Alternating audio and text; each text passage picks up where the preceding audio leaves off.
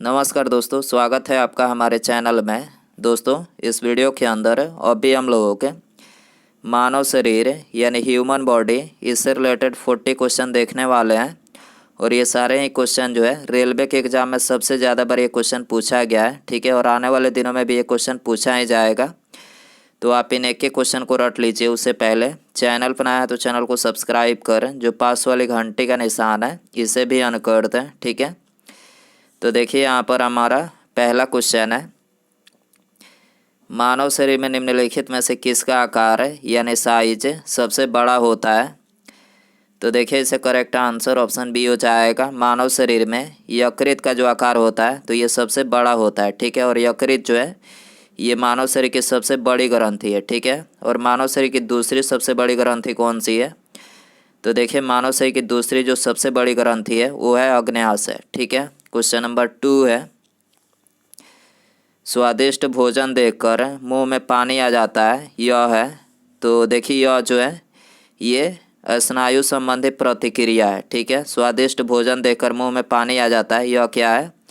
तो यह स्नायु संबंधी प्रतिक्रिया है, ठीक है। क्वेश्चन नंबर 3 है, निम्नलिखित में से किस जानवर की अपेक्षाकृत आंत अधिक लंबी होती है?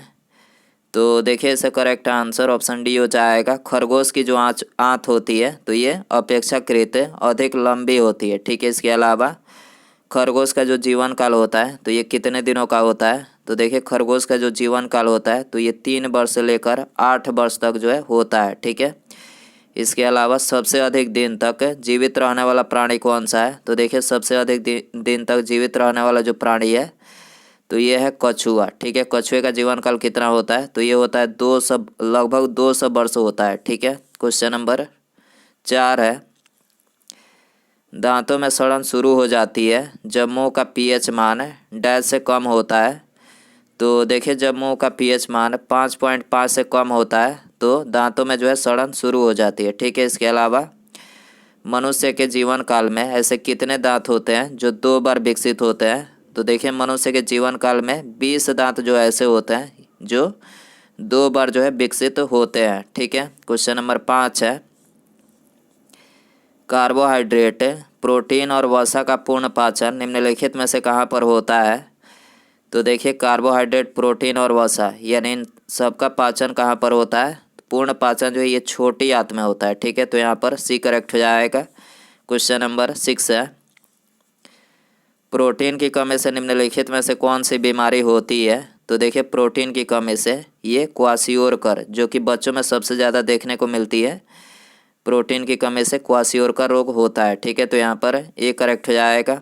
क्वेश्चन नंबर 7 है, मछली से प्राप्त कॉड लिवर तेल किस विटामिन का समृद्ध स्रोत होता है? तो देखिए मछली से प्राप्त कॉड लिवर तेल जो है किस विटामिन का समृद्ध स्रोत होता है? तो ये विटामिन डी का समृद्ध स्रोत होता है, ठीक है। तो यहाँ पर सी करेक्ट हो जाएगा। क्वेश्चन नंबर 8 है, केला निम्नलिखित में से किस विटामिन का एक अच्छा स्रोत होता है? तो देखिए केला जो है ये विटामिन बी का जो है एक अच्छा स्रोत है, ठीक है। तो यहाँ पर डी करेक्ट हो जाएगा। इसके अलावा गाजर जो है ये विटामिन ए का सबसे अच्छा स्रोत है, ठीक है। नींबू, संतरा और जितने भी खट्टे फल होते हैं तो ये विटामिन सी के सबसे अच्छे स्रोत होते हैं, ठीक है। और सूर्य का जो प्रकाश होता है तो ये विटामिन डी का अच्छा स्रोत होता है, ठीक है। क्वेश्चन नंबर 9 है, मेटाबोलिस यानी चयापचय संबंधित है। तो देखिए ये जो है ये तीनों से संबंधित है, यानी शरीर में होने वाली सभी रासायनिक प्रतिक्रियाएं, ठीक है, सरल अणुओं से जटिल अणुओं का संश्लेषण और उपचय और अपचय यानी इन तीनों से संबंधित है। तो यहाँ पर डी करेक्ट हो जाएगा, 1, 2 और 3, ठीक है। क्वेश्चन नंबर 10 है, मानव शरीर के किस भाग से पीत रस यानी बाइल जूस का उत्पादन होता है? तो देखिए ये वेरी इंपॉर्टेंट क्वेश्चन है, रेलवे में ये सबसे ज़्यादा बार क्वेश्चन पूछा गया है, ठीक है। तो मानव शरीर में जो पीत रस यानी बाइल जूस का उत्पादन होता है तो ये कहाँ से होता है? यकृत से होता है, ठीक है। तो यहाँ पर डी करेक्ट हो जाएगा।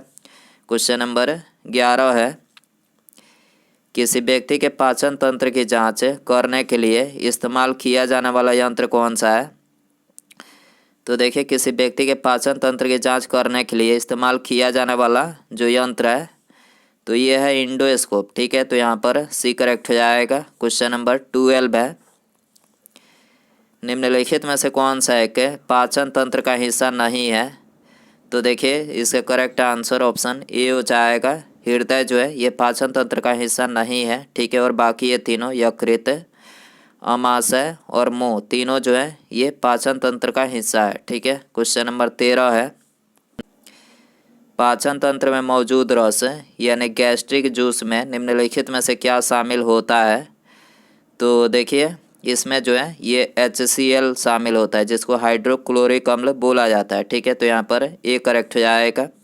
क्वेश्चन नंबर 14 है, मनुष्य का दंत वल्क यानी एनेमल किसका बना होता है? तो देखिए ये वेरी इंपॉर्टेंट क्वेश्चन है, ये रेलवे ने सबसे ज़्यादा बार क्वेश्चन पूछा है। ठीक है, तो मनुष्य का जो दंत वल्क होता है यानी एनेमल जो होता है किसका बना होता है? तो ये बना होता है कैल्शियम फास्फेट का बना होता है। ठीक है, तो यहाँ पर ए करेक्ट हो जाएगा। इसके अलावा अंडे की जो बाहरी परत होती है तो ये किसकी बनी होती है?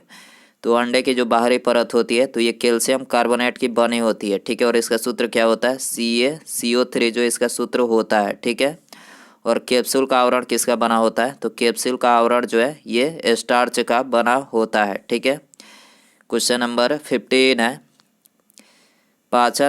पाचन में मदद करने के लिए शरीर में कौन सा एसिड प्रयोग किया जाता है? तो देखिए ये तो बता ही चुके हैं कि पाचन में मदद करने के लिए शरीर में ये हाइड्रोक्लोरिक एसिड का जो है प्रयोग किया जाता है। ठीक है, तो यहाँ पर डी करेक्ट हो जाएगा। क्वेश्चन नंबर 16 है, भोजन से प्राप्त ऊर्जा को किस में मापा जाता है? तो देखिए भोजन से प्राप्त ऊर्जा को ये कैलोरीज में मापा जाता है। ठीक है, तो यहाँ पर ए करेक्ट हो जाएगा। क्वेश्चन नंबर 17 है, मानव शरीर का एकमात्र अंग जो पुनः विकसित या फिर पुनः सृजित हो सकता है? तो देखिए ये है मानव शरीर का जो जिगर जिसको यकृत बोला जाता है तो यह पुनः विकसित या फिर पुनः सृजित हो सकता है। ठीक है, इसके अलावा जिगर यानी यकृत का वजन कितना होता है? तो देखिए इसका जो वजन होता है 1.3 से 1.6 kg जो है होता है। ठीक है, और यह लाल या फिर भूरे रंग का होता है। ठीक है, क्वेश्चन नंबर 18 है, मानव शरीर में कंठ को क्या कहा जाता है? तो देखिए मानव शरीर में कंठ को ये वायस बक्स बोला जाता है। ठीक है, मानव शरीर में कंठ को क्या कहा जाता है? तो वायस बक्स जो है बोला जाता है। ठीक है, तो यहाँ पर सी करेक्ट हो जाएगा। क्वेश्चन नंबर 19 है, एक मानव जीव में औसतन कितनी स्वाद कलिकाएँ मौजूद होती है? तो देखिए एक मानव जीव में औसतन जो स्वाद कलिकाएँ मौजूद होती है तो ये 2000 से 8000 होती है। ठीक है, तो यहाँ पर ए करेक्ट हो जाएगा। क्वेश्चन नंबर 20 है, एक वयस्क मानव का पूरा पाचन तंत्र यानी मुंह से गुद्दा तक कितना मीटर लंबा होता है?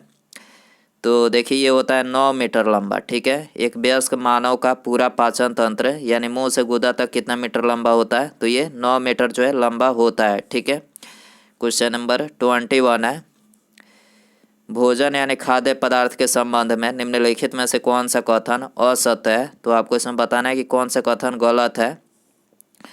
तो देखिए यहाँ पर जो पहला ही कथन दिया गया है यही कथन जो है गलत है। ठीक है, यह एक अजैविक पदार्थ है तो ये बिल्कुल गलत है क्योंकि जो भोजन यानी खाद्य पदार्थ जो है ये जैविक पदार्थ है। ठीक है, और बाकी ये तीनों जो है करेक्ट है।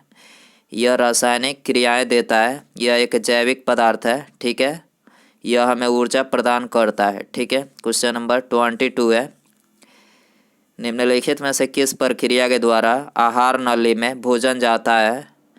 तो देखिए इसका करेक्ट आंसर ऑप्शन ए हो जाएगा, अंत ग्रहण के द्वारा जो है आहार नली में जो है भोजन जाता है। ठीक है, क्वेश्चन नंबर 23 है, भोजन नली की दीवारों के संकुचन और प्रसरण को डैश गति कहा जाता है? तो देखिए इसको बोला जाता है क्रमांकुचन। ठीक है, क्रमांकुचन बोला जाता है। भोजन नली की दीवारों के संकुचन और प्रसरण को क्या बोला जाता है? तो ये क्रमांकुचन गति जो है इसको बोला जाता है। ठीक है, क्वेश्चन नंबर 24 है, निम्नलिखित में से कौन सा एक मानव आहार नली का भाग नहीं है? तो देखिए इसका करेक्ट आंसर ऑप्शन बी हो जाएगा, वायु कोशिका जो है ये मानव आहार नली का भाग नहीं है। ठीक है, और बाकी ये तीनों मुख्य गुहिका। ठीक है। पित्ताशय और बड़ी आंत तीनों क्या है, तो ये मानव आहार नली का भाग है। ठीक है। क्वेश्चन नंबर 25 है, एंजाइम टाइलिन निम्नलिखित में से किस में पाया जाता है। तो देखिए एंजाइम जो टाइलिन पाया जाता है तो ये किस में पाया जाता है, तो ये लार में पाया जाता है। ठीक है। तो यहाँ पर ए करेक्ट हो जाएगा। क्वेश्चन नंबर 26 है, पाचन के बाद कार्बोहाइड्रेट को किस में परिवर्तित पाचन के बाद कार्बोहाइड्रेट को किस में परिवर्तित कर दिया जाता है। तो देखिए पाचन के बाद कार्बोहाइड्रेट को ये ग्लूकोज में जो है परिवर्तित कर दिया जाता है। ठीक है। तो यहाँ पर बी करेक्ट हो जाएगा। क्वेश्चन नंबर 27 है, अग्नाशयी रस से मौजूद डैश एंजाइम प्रोटीन को एमिनो एसिड में परिवर्तित करता है। तो देखिए ये परिवर्तित करता है ट्रिप्सिन। ठीक है। अग्नाशयी रस से मौजूद ट्रिप्सिन एंजाइम जो है प्रोटीन को एमिनो एसिड में परिवर्तित करता है। ठीक है। तो यहाँ पर ए करेक्ट हो जाएगा। क्वेश्चन नंबर 28 है, पाचन के दौरान पित्त की भूमिका निम्नलिखित में से क्या होती है। तो देखिए पाचन के दौरान जो पित्त की भूमिका होती है तो ये होती है वसा का पायसीकरण करना। ठीक है। पाचन के दौरान पित्त की भूमिका क्या होती है, वसा का पायसीकरण करना होती है। ठीक है। क्वेश्चन नंबर 29 है, लार ग्रंथि से निम्नलिखित में से कौन सा एंजाइम स्रावित होता है। तो देखिए लार ग्रंथि से ये एमाइली जो एंजाइम होता है ये स्रावित होता है। ठीक है। तो यहाँ पर डी करेक्ट हो जाएगा। क्वेश्चन नंबर 30 है, निम्नलिखित में से किसको पचाने के लिए शाकाहारी को लंबी छोटी आंत की आवश्यकता होती है। तो देखिए इसका करेक्ट आंसर ऑप्शन बी हो जाएगा। ग्लूकोज को पचाने के लिए जो है शाकाहारी को लंबी छोटी आंत की जो है आवश्यकता होती है। ठीक है। क्वेश्चन नंबर 31 है, मनुष्य में भोजन और हवा के लिए सामान्य मार्ग कौन सा है। तो देखिए मनुष्य में भोजन और हवा के लिए जो एक सामान्य मार्ग है तो ये है ग्रसनी। ठीक है। तो यहाँ पर डी करेक्ट हो जाएगा। क्वेश्चन नंबर 32 है, मानव शरीर में कार्बोहाइड्रेट निम्नलिखित में से किस रूप में संग्रहित होता है। तो देखिए मानव शरीर में जो कार्बोहाइड्रेट है तो ये ग्लाइकोजन के रूप में जो है संग्रहित होता है। ठीक है। तो यहाँ पर डी करेक्ट हो जाएगा। क्वेश्चन नंबर 33 है, अवशोषित भोज्य पदार्थ को प्रोटोप्लाज्म में बदलने की प्रक्रिया क्या कहलाती है। तो देखिए इसको जो है एसिमिलेशन बोला जाता है। ठीक है। अवशोषित भोज्य पदार्थ को प्रोटोप्लाज्म में बदलने की प्रक्रिया क्या कहलाती है, तो ये एसिमिलेशन जो है कहलाती है। ठीक है। तो यहाँ पर ये करेक्ट हो जाएगा। क्वेश्चन नंबर 34 है, शर्करा को यकृत निम्नलिखित में से किस में बदल देती है। तो देखिए शर्करा को यकृत जो है ये ग्लाइकोजन में बदल देती है। ठीक है। तो यहाँ पर सी करेक्ट हो जाएगा। क्वेश्चन नंबर 35 है, ग्लूकोज की आवश्यकता होने पर निम्नलिखित में से कौन सा अंग संचित ग्लाइकोजन को खंडित कर ग्लूकोज में परिवर्तित करता है। तो ये है यकृत। ठीक है। ग्लूकोज की आवश्यकता होने पर कौन सा अंग ग्लाइकोजन को खंडित कर ग्लूकोज में परिवर्तित करता है, तो ये है यकृत। ठीक है। ये करेक्ट हो जाएगा। क्वेश्चन नंबर 36 है, मानव मस्तिष्क के निम्नलिखित भागों में से कौन सा एक निगरण और उल्टी का नियमन केंद्र है।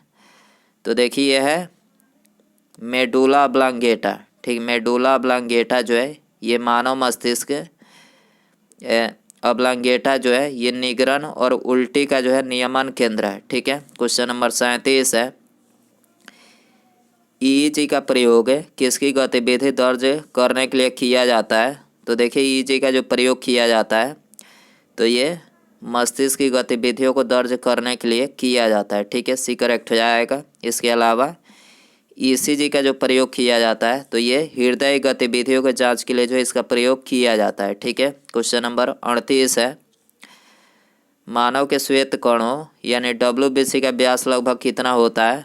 तो देखिए WBC का जो व्यास होता है तो 0.007 mm जो है इसका व्यास होता है। ठीक है। और इसका जीवन काल कितना होता है, 2 से 4 दिनों का इसका जीवन काल होता है। ठीक है। इसके अलावा RBC का जीवन काल कितना होता है, तो RBC का जो जीवन काल होता है तो ये 120 दिनों का होता है। ठीक है।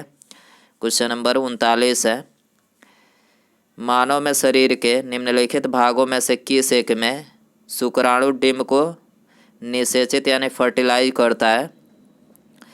तो देखिए इससे करेक्ट आंसर ऑप्शन बी हो जाएगा। डिम्ब वाहिनी यानी फैलोपियन जो ट्यूब होती है, तो ये शुक्राणु डिम्ब को जो है निषेचित यानी फर्टिलाइज करता है। ठीक है, तो बी करेक्ट हो जाएगा। उसके बाद यहाँ पर हमारा अगला क्वेश्चन है, निम्नलिखित में से कौन सा एक मानव हार्मोन में आयोडीन मिश्रित होता है। निम्नलिखित में से कौन सा एक मानव हार्मोन में आयोडीन मिश्रित होता है। तो ऑप्शन है ऑक्सीटोसिन, प्रोजेस्टेरोन, एड्रेनलिन या फिर थायरॉक्सिन। सही आंसर कमेंट बॉक्स में ज़रूर बताएं। वीडियो पसंद आए तो वीडियो को लाइक करें, चैनल पर आए तो चैनल को सब्सक्राइब और पास में जो घंटे का निशान है इसे ज़रूर ऑन कर दें। ठीक है, मिलते हैं अगले वीडियो में। Thanks for watching.